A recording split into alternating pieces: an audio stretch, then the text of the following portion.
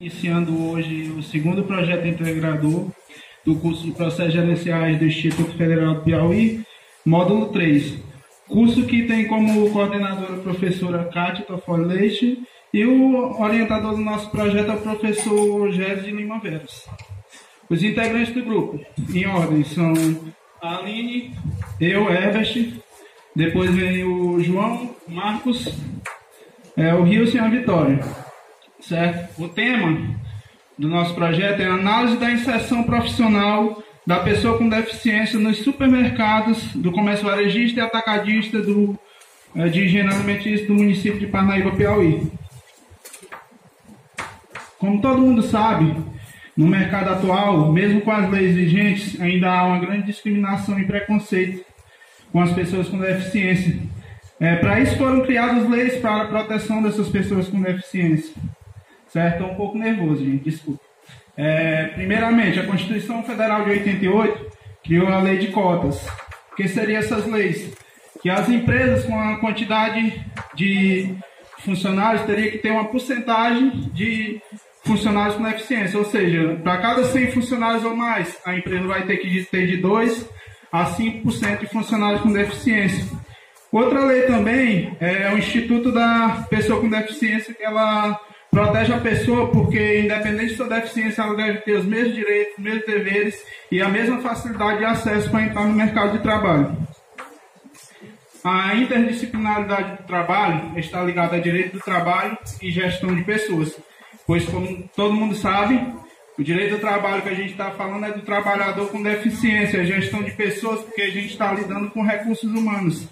Então, a gente necessita, certo, dialogar entre si, se aplicar a legislação trabalhista no processo de recrutamento, pois com a junção dos dois a gente vai conseguir de uma forma mais justa fazer com que a pessoa entre no mercado de trabalho sem sofrer os preconceitos, porque o preconceito não deve existir. Não é porque a pessoa tem qualquer tipo de deficiência que ela não consiga se engajar no mercado de trabalho, só basta a pessoa se esforçar que ela vai conseguir, né? O problema de pesquisa: existe harmonia entre as técnicas de recrutamento e seleção aplicadas pelos supermercados de atacadistas e varejistas de Parnaíba, Piauí, e as recomendações acadêmicas à luz da gestão de pessoa, do ordenamento jurídico aplicável à pessoa com deficiência. Os objetivos gerais. O objetivo geral é o que eu acabei de citar. Os objetivos específicos são discorrer sobre as técnicas de recrutamento externo e a seleção à luz da gestão de pessoas. O segundo seria verificar as normas jurídicas trabalhistas acerca do recrutamento externo e seleção. Ou seja, será que eles estão contratando pelo menos o mínimo, a cota que é exigida por lei? Ou será que eles não estão contratando de forma nenhuma, ou estão contratando acima disso? O último seria extrair o perfil da pessoa com deficiência contratada. Muitas empresas contratam pessoas com deficiência sim, mas eles procuram mais deficiências leves. O que a gente queria indagar nessa pesquisa é se eles estão contratando pessoas com deficiências leves, médias, graves e gravíssimas. Todo mundo tem direito a trabalhar, se quiser, né? É claro. A justificativa. A justificativa do projeto se dá porque o comércio atacadista e varejista, de acordo com o IBGE de 2018, foi o setor que mais contratou funcionários no último trimestre de 2017 no Piauí, cerca de 250 mil funcionários. Outro seria o estudo realizado pelo Centro de Excelência em Varejo da Fundação Getúlio Vargas, que evidencia que há um crescimento acima dos outros setores, em cerca em média de 6%, superior a cada setor do mercado de trabalho ao faturamento real, comparando com os demais mercados do mundo. E outro seria a ABRAS, que é a Associação Brasileira de Supermercados, que no ano de 2016 relatou que teve cerca de 1,6 milhões de pessoas contratadas nesse setor. Nessa perspectiva, o presente estudo se justifica pela importância de verificar se no município de Parnaíba essas empresas, somando a matriz e filial com mais de 80 funcionários, que foi a média que a gente conseguiu encontrar aqui, de higiene alimentícia, né? Está levando em consideração na hora de recrutar e selecionar a pessoa com deficiência, as peculiaridades, as diferenças na identificação e limitações, o reconhecimento de capacidade e habilidades que é feito através das técnicas de recrutamento adaptáveis. Ou seja, a empresa, além dela contratar a pessoa, ela vai ter que se adaptar para receber aquelas pessoas com que facilite o trabalho delas, certo? Eu vou ficando por aqui e vou passar a palavra para o João, que vai continuar com o referencial teórico. Boa noite. O referencial teórico é o direito do trabalho e a inclusão da pessoa com deficiência. Após a lei de número 13.146, no ano de 2015, ser sancionada com 6 de julho de 2015, instituiu-se o Estatuto da Pessoa com Deficiência. Essa lei trouxe inúmeros benefícios legais visando assegurar o direito da pessoa com deficiência. Bem, deu-se início a esse estatuto, o Estatuto da Pessoa com Deficiência, né? E esse estatuto ele veio para favorecer as pessoas com deficiência a terem espaço no mercado de trabalho, né? Como o colega acabou de dizer, que não, o fato de uma pessoa com deficiência, possuir uma deficiência, ela não tem a capacidade de exercer uma atividade profissional.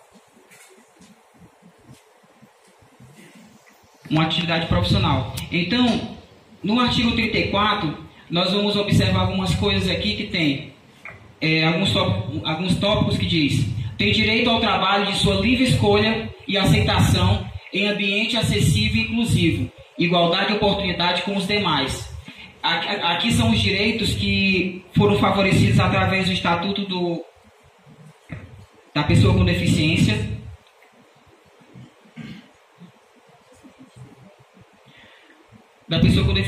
O segundo, as pessoas jurídicas, públicas, privadas ou de qualquer natureza são obrigadas a garantir um ambiente de trabalho acessível e inclusivo. Então, fala-se exatamente das empresas. As empresas, quando elas contratam uma pessoa, elas são obrigadas a estarem ali incluindo essas pessoas com deficiência, porque elas, como o Estatuto acaba de mostrar aqui, acabamos de ler, mostra exatamente uma proteção à pessoa com deficiência e a protegendo na mesma. Pessoas com deficiência têm igualdade de oportunidades e remuneração igualmente às demais pessoas, condições justas e favoráveis. É um dos pontos também que foi do artigo 34, né? Remuneração igual aos direitos de um trabalhador normalmente, né? Fazendo com que essas pessoas elas não são diferentes das outras pessoas, os outros trabalhadores profissionalmente falando. Essas pessoas, enfim, elas têm qualidades a oferecer no mercado de trabalho. E por fim, é vedada a restrição ao trabalho de pessoas com deficiência e qualquer discriminação, até mesmo na questão do recrutamento, né? Recrutamento, de treinamento, dos exames periódicos e permanência no emprego. Ou seja, aqui ela veda qualquer tipo de restrição do trabalho de pessoas com deficiência e qualquer discriminação, né? Que essa pessoa não possa sofrer nenhum tipo de discriminação por ser uma pessoa que possua deficiência, né? E sim ela possa mostrar sua qualidade profissional e poder contribuir para o mercado de trabalho. Nota-se que essa relevância do Estatuto da Pessoa com Deficiência como instrumento legal para a inclusão dessas pessoas no trabalho e na sociedade em geral. Um grande avanço para reduzir a desigualdade socioeconômica entre as pessoas com deficiência e as demais. Enfim, o que foi falado aqui é que esse estatuto ele foi criado exatamente isso, para dar oportunidade. Porque às vezes muitas pessoas acreditam, talvez, que por conta de uma pessoa possuir uma deficiência, uma pessoa com deficiência, ela não possa exercer uma atividade no trabalho. Mas nós defendemos a ideia de que, apesar da pessoa com deficiência, ela pode sim oferecer qualidade no seu trabalho profissional.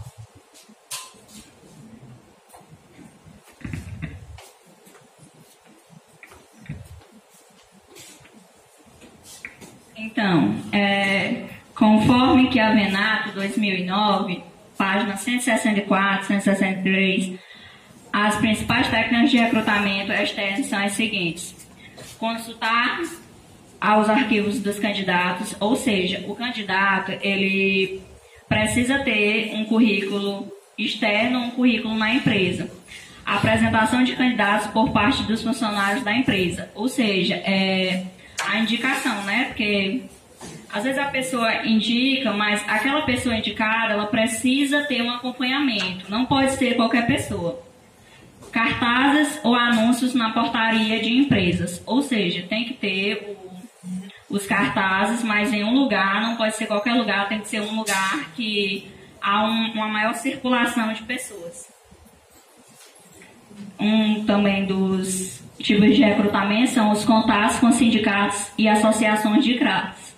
Ou seja, ele acaba custando mais caro, mas também é muito eficaz.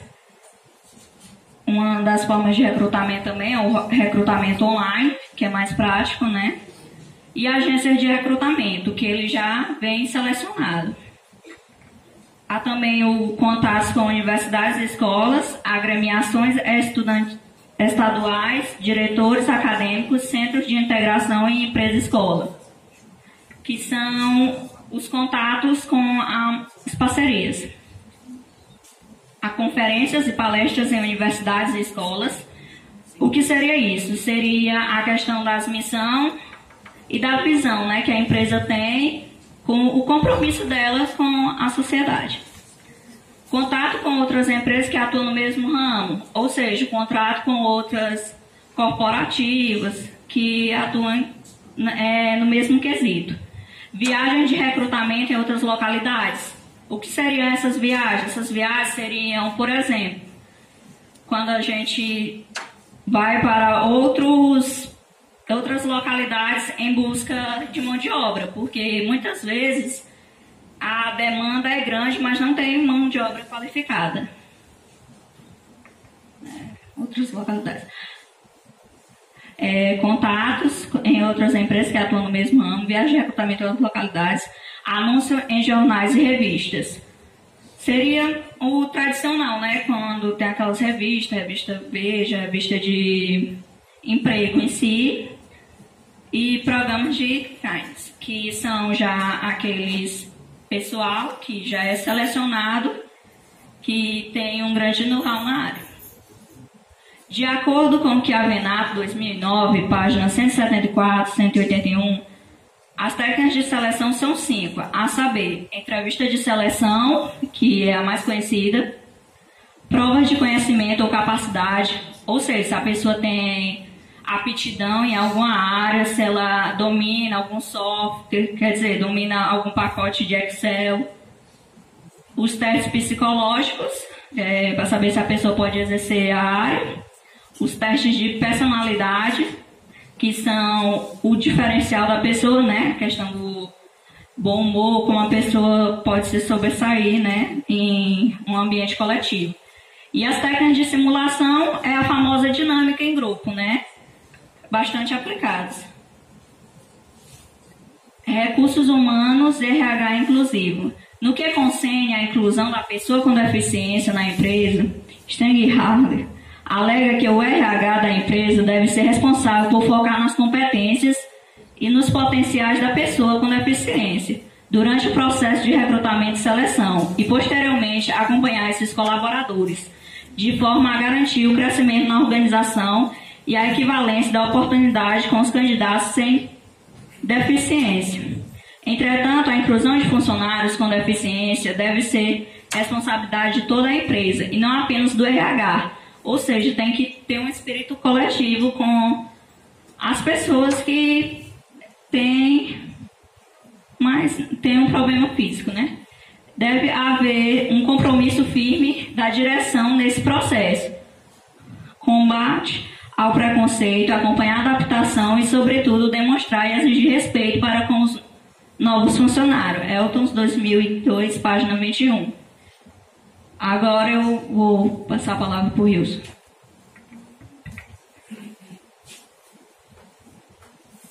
A questão da metodologia, quanto à natureza da pesquisa, ela foi do tipo básico, buscando aprofundar novos conhecimentos.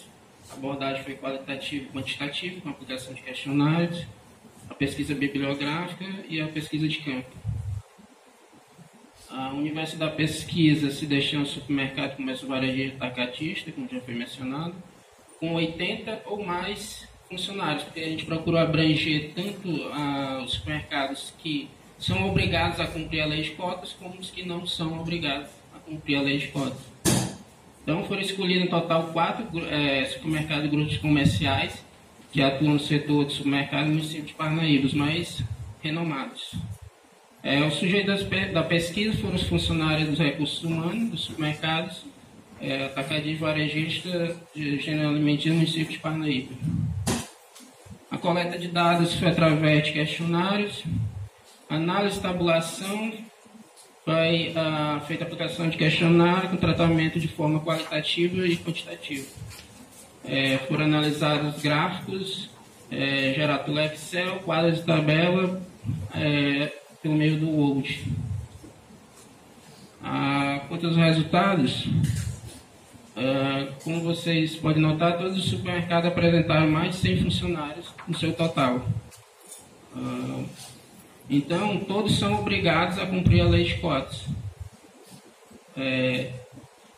Como eu coloquei ali embaixo, é a obrigação de cumprir a lei número 8.213/91, conhecida como lei de cotas, que exige que as empresas com 100 ou mais funcionários reservem de 2% a 5% das vagas a candidatos com deficiência.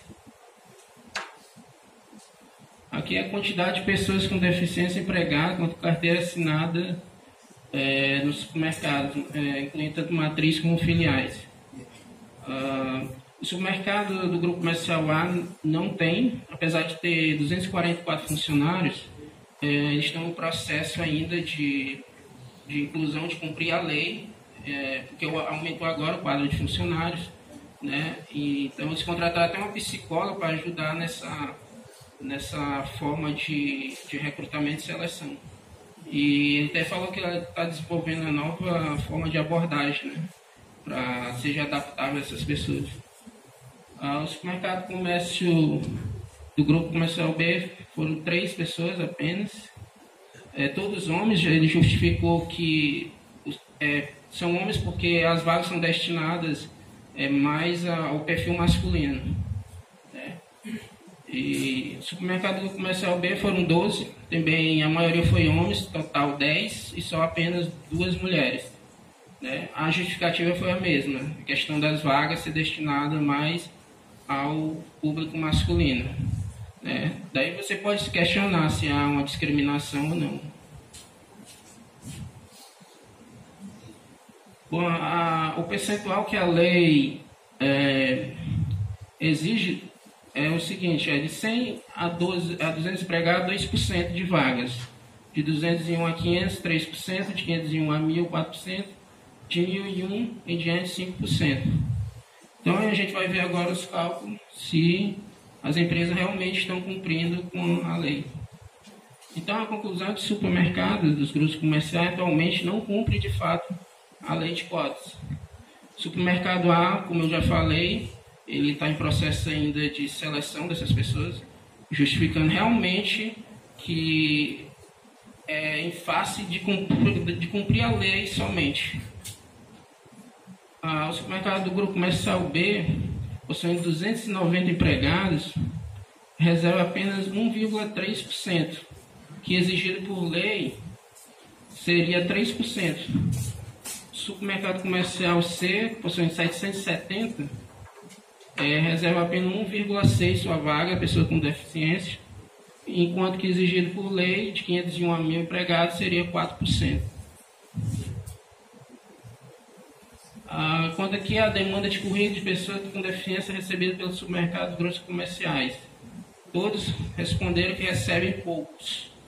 A justificativa foi o benefício da prestação continuada, porque eles recebem e se eles se empregarem, eles perdem. Então os familiares recomendam que eles não procurem emprego, porque o salário, o valor é o mesmo, por conta do nível de escolaridade e baixa capacitação profissional, eles só vão conseguir emprego de um salário. Então, eles preferem ficar em casa do que ir trabalhar, porque o valor é o mesmo. E outra dificuldade foi realmente a questão nível de escolaridade e capacitação profissional. Eles pegam os currículos, eles veem que não estão aptos àquela vaga. Aqui é a vaga de emprego ofertada para as pessoas com deficiência, compreendendo o nível administrativo dos supermercados. No topo da pirâmide, nível estratégico nenhum. Apenas o supermercado A colocou ali na parte intermediária da pirâmide organizacional que contrata pessoas com deficiência para essas vagas. Mas a maioria B e C, nível operacional, é mão na massa mesmo. Então, na literatura a gente encontra uma justificativa, né? Em Schwartz e Haber, 2009, página 128, encontra o seguinte esclarecimento. Por força do estigma de que as pessoas com deficiência são poucas qualificadas, a maioria das vagas abertas para posições da base da pirâmide organizacional.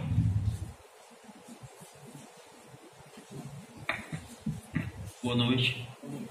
A partir de agora, nós vamos ver alguns gráficos, né, que mostram os números, né, relacionados a essas pessoas, né, que são colaboradores nos comércios da cidade de Parnaíba. Nesse primeiro gráfico, a gente pode observar com relação ao gênero, né, e a deficiência das pessoas que ocupam essas vagas. Nesse gráfico, nós podemos observar que a quantidade de homens, né, ela é bem maior do que a quantidade de mulheres, né, exercendo os cargos que são disponíveis, né, para pessoas com deficiências. Então, a gente pode observar, como já foi até falado por Rios, que muitas pessoas podem pensar talvez que seja uma questão de preconceito. Pode ser como não, mas a questão das vagas que estão disponíveis, elas precisam de força, né, até mesmo porque, num gráfico mais à frente, com relação à educação, né, a gente vai poder ver números que podem até mesmo justificar, né, que nesses níveis mais altos da pirâmide,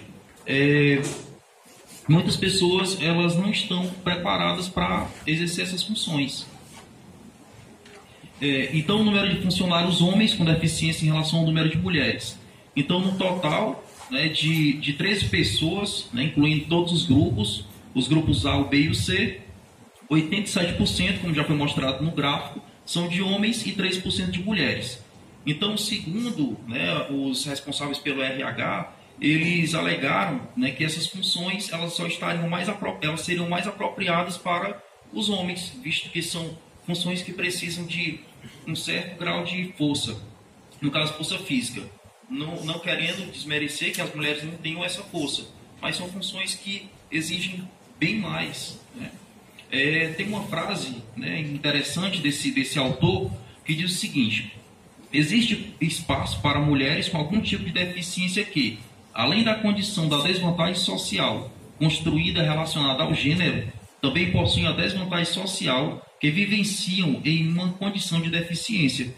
Então, para as mulheres, né, já é até mesmo um pouco mais difícil, esses preconceitos em relação ao próprio gênero, né? E quando elas possuem uma deficiência, a gente pode observar que pode se tornar até um pouco mais difícil, né, devido às funções que são disponibilizadas.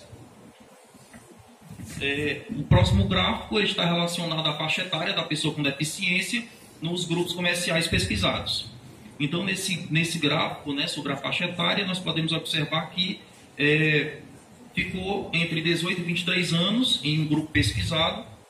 Em outro grupo, uma faixa etária que as pessoas que exerciam as funções, no caso os colaboradores com deficiência, eles tinham, era entre 31 e 40 anos. Não tem assim uma justificativa específica, né, com relação à idade, né, porque é uma coisa meio que aleatória. Com relação ao nível de escolaridade da pessoa com deficiência, esse aqui é um ponto muito importante, né, porque esse ponto, esse gráfico, esses índices, eles alteram lá onde a gente iniciou, né, que é a questão das funções, né, que são exercidas. Porque a gente sabe que a educação seria a base, né, para nós termos assim, uma perspectiva de uma melhoria.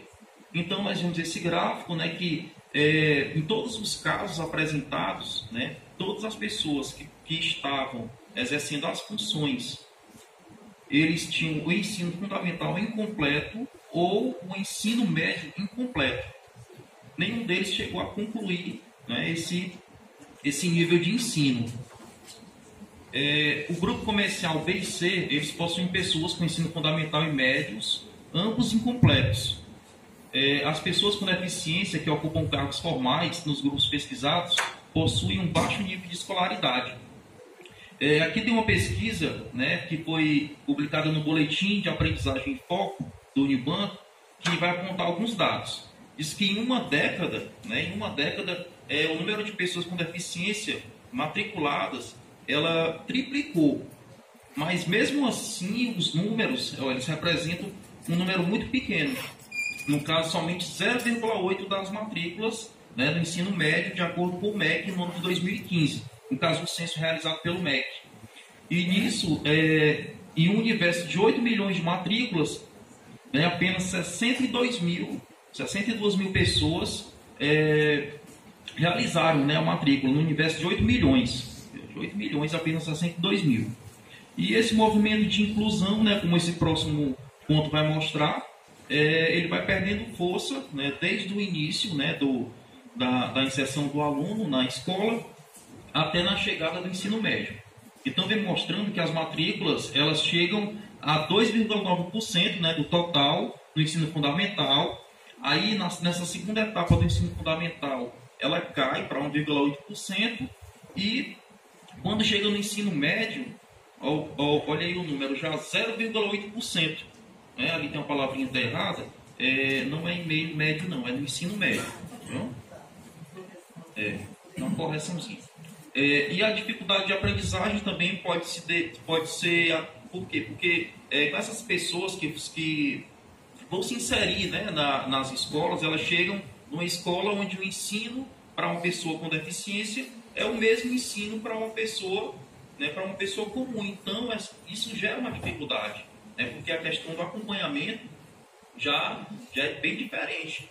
Né, então, isso conta bastante. Né, então, aqui tem uma possível solução, né, que no ano de 2018 foi aprovada a Política Nacional de Educação Especial, com uma perspectiva de melhoria na educação inclusiva. Então, ela vem assim seguindo, né, a convenção dos parâmetros, né, as diretrizes legais estabelecidas pela Convenção dos Direitos para Pessoas com Deficiência da ONU, em 2006. Então, como vem dizendo, não bastam somente leis para a inclusão. É preciso que haja uma preocupação desde a base, né? Desde a base da educação, que é o início, né? No caso, o ensino fundamental. Esse outro gráfico vem apontando aqui os tipos de deficiências encontradas. Né? Nós temos esses 5 tipos de deficiência, que é a visual, a auditiva, a física e a intelectual, e pessoas que têm múltiplas deficiências. Mas nós podemos encontrar, em todo o grupo que foi pesquisado, somente 2 tipos, né, que no caso seria a deficiência auditiva e a deficiência intelectual. Então foram apresentados esses 2 tipos, né, num total de 15 pessoas, 12 pessoas elas tinham deficiência auditiva e 3 pessoas elas possuíam o tipo de deficiência intelectual. Né? A alegação dos responsáveis pelo RH. Assim, na maioria das vezes, eles acreditam que seria muito melhor para eles pessoas com deficiências que são consideradas leves, né? Eles acham que são leves. Então, o que beneficiaria no caso, nessa situação? Beneficiaria a questão do espaço, que eles não precisariam adaptar. Então, aí teria menos custo para eles. Isso é o que eles pensam. Mas, na verdade, isso não é o pensamento correto, né? Porque deve haver essa inclusão. Então, continua sendo assim uma barreira, né, para essas pessoas. Agora eu vou passar o próximo. Correr um pouquinho, né, tem um outro grupo para apresentar. Quanto às técnicas de recrutamento, o embasamento aqui foi nos estudos de Costa 2010, Marra 2011 e, sobretudo, Chiavinal 2015. Então, no total, são 12 técnicas de recrutamento. Os supermercados do grupo comercial C foi o que mais apresentou técnicas de recrutamento, sendo que o grupo comercial B apresentou apenas uma. E interessante notar que o grupo comercial C foi o único que apresentou recrutamento online, que é bem interessante para a pessoa com deficiência, que não tem locomoção, pode fazer o seu recrutamento, colocar seu currículo online, né? As técnicas de seleção utilizadas pelo RH das empresas. Aqui a gente nota que apenas o supermercado do Grupo B indicou que utiliza uma única técnica, a entrevista de seleção, que é a mais utilizada. Mas ela carece de base científica e se situa como técnica mais subjetiva e precisa do que a entrevista pessoal. É aquela que influencia mais na decisão final a respeito dos candidatos. Então, eu acho que deveria incluir mais técnicas. Por exemplo, teste de personalidade que o Grupo Comercial A ele aplica. Acerca da existência ou não de alguma técnica de recrutamento externo utilizada pelas empresas, seria diferente das recomendações acadêmicas, que seria adaptar a pessoa com deficiência, levando em consideração o nível e categoria de deficiência. Apenas o responsável pelo RH do supermercado do Grupo Comercial A se posicionou a respeito, afirmando que, como eu já falei, que a atual psicóloga da empresa está montando uma nova abordagem para esse tipo de recrutamento. Acerca da existência das técnicas de seleção, todos os responsáveis pelo RH do supermercado do Grupo Comercial afirmaram não haver nenhuma técnica diferente e adaptável à pessoa com deficiência. Foi questionado também a respeito do conhecimento das leis trabalhistas, todos afirmaram que tem conhecimento das leis trabalhistas em relação à inserção da profissional da pessoa com deficiência. Enquanto a questão da gestão de pessoas, foi perguntado se eles são assessorados pela alta liderança e setor jurídico. Apenas 2 afirmaram ser assessorados pela alta liderança, setor jurídico, e ainda acrescentou ser assessorado pelo setor contábil. Apenas um disse que não é assessorado por nenhum setor. Que é importante que ele seja assessorado por outros setores da empresa, para que a empresa seja uma empresa totalmente inclusiva, integrada. Não fique a responsabilidade apenas com o RH.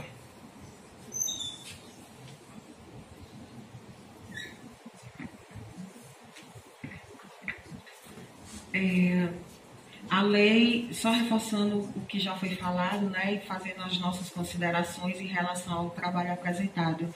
A lei número 8.213 de 91, conhecida como Lei de Cotas, ela veio para oportunizar a igualdade no momento, né, da contratação a participação de uma pessoa com deficiência dentro do mercado formal. A lei número 13.146, mais recente de 2015, é popularmente conhecida como Estatuto da Pessoa com Deficiência. Ela veio de fato para assegurar os direitos ao trabalho, igualdade e não discriminação da pessoa com deficiência. Com isso, a ideia principal dessa lei é dirimir as desigualdades socioeconômicas. A presente pesquisa buscou identificar se as técnicas de recrutamento externo e seleção aplicadas pelos supermercados do comércio varejista e atacadista de gêneros alimentícios do município de Parnaíba, Piauí, às pessoas com deficiência, encontram-se em harmonia com as recomendações acadêmicas e afetam a gestão de pessoas e as normas jurídicas aplicáveis, além de discutir outros aspectos. No geral, nosso objetivo, né, foi satisfatório.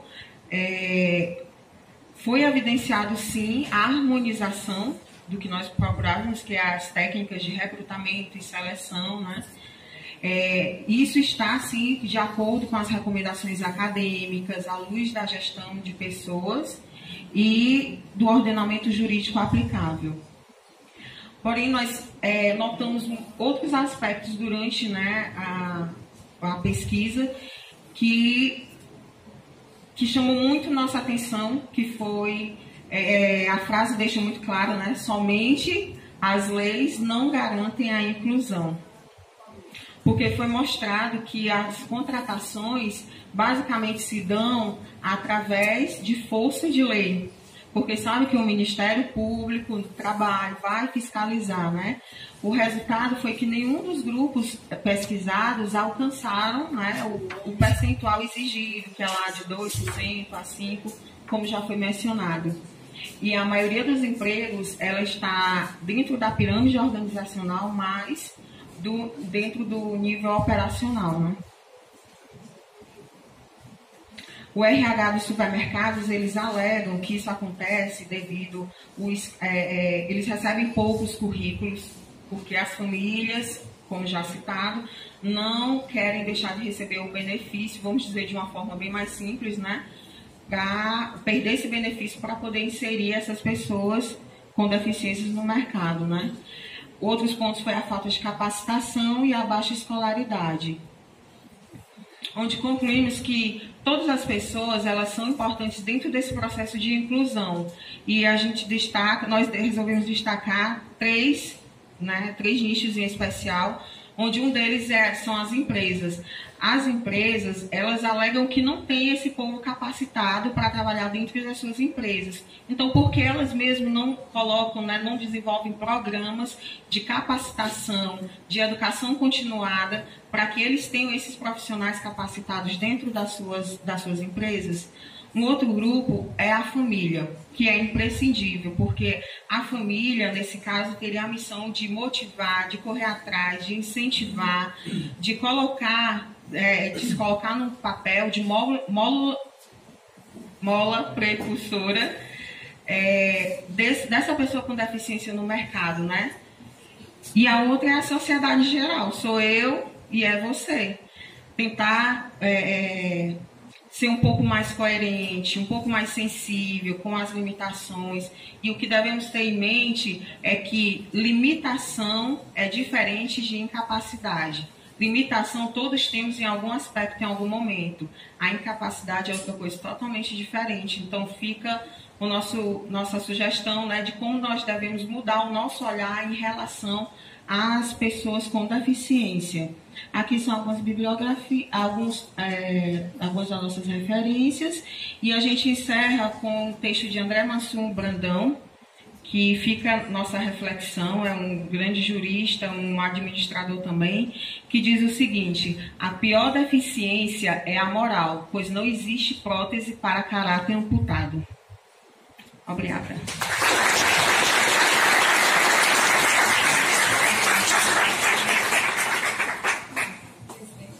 Boa noite a todos. Eu queria fazer uma pergunta, mais por questão de curiosidade mesmo, que a gente vê muito nos supermercados da cidade, em alguns, escadas rolantes, rampas, que é feito pensando muito no público em geral. E vocês perceberem internamente, dentro dos setores, dos departamentos, dos escritórios da empresa, se é feito também essa adaptação para os funcionários com deficiência.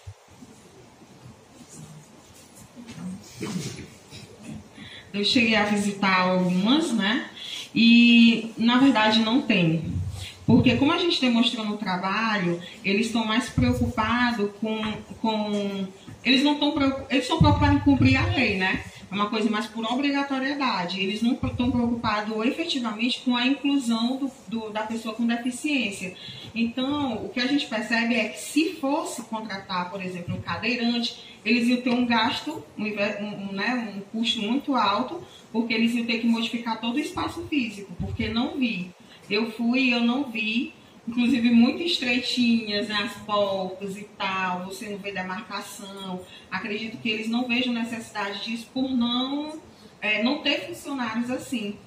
E os funcionários que tem são todos, como já disse, de natureza leve, as deficiências são de natureza leve, e aí não tem cadeirantes. Eu não sei se já receberam o currículo, se tiveram a oportunidade de contratar algum cadeirante, que deixaram de contratar por conta disso também, que seria um custo, mas visivelmente a gente não vê essa acessibilidade. A gente não vê, por exemplo, como aqui hoje tem no Instituto plaquinhas com braille, que também a gente não vê, não soubemos de ninguém que saiba a língua dos sinais, o pessoal, você vê que quem é surdo-mudo que participa, eles comunicam muito, ele faz muita leitura labial e se comunica por gestos comuns que a gente faz, O redondo, o quadrado e tal, e não tem a leitura realmente. Inicialmente, parabéns para o grupo, né? Se a gente faz uma retrospectiva, uma comparação do semestre passado para agora, deu para respirar um pouquinho mais, tudo diferente, agregou bastante. Parabéns. Tem algumas perguntinhas assim, só para caráter mesmo de entendimento. Como é que vocês trabalharam quando vocês falam na metodologia, que é uma pesquisa quali-quant? Como é que vocês trabalharam a técnica realmente quantitativa, para o meu entendimento? Só através dos questionários, que a gente extraiu dados, números, por exemplo, números total de funcionário do supermercado, total de deficiente. Então isso gerou uma tabela, né? Porque a tabela tem números, um quadro não tem números. Então é mais nessa questão dos números. Né? Bem interessante. Tem alguém mais que gostaria de complementar? É interessante essa fundamentação com a identificação de alguns autores que realmente falem, que possam argumentar que é uma pesquisa quantitativa, uma pesquisa que pode ser uma pesquisa que a gente faça frequência, alguma coisa nesse sentido. Porque usualmente são pesquisas quantitativas aquelas que usam alguma técnica estatística. Né? Aí seria bem interessante, não sei, talvez até tenha no trabalho. Eu não lembro, mas no trabalho escrito tem uma justificativa de, acho que 3 autores que falam sobre isso. Ok. Sobre a questão de futuros estudos para esse trabalho inicial que vocês fizeram, que é um trabalho muito interessante. Então, certamente deve ter aguçado vocês a não parar só aí, que indicasse para outras pessoas futuros estudos para que fosse dada continuidade ao que vocês iniciaram. Fizeram alguma previsão a respeito? Sim, dá para inferir que pode ser feito várias pesquisas, por exemplo, questão do preconceito, discriminação, se realmente existe com relação às vagas, por exemplo, de gênero, são destinadas mais aos homens.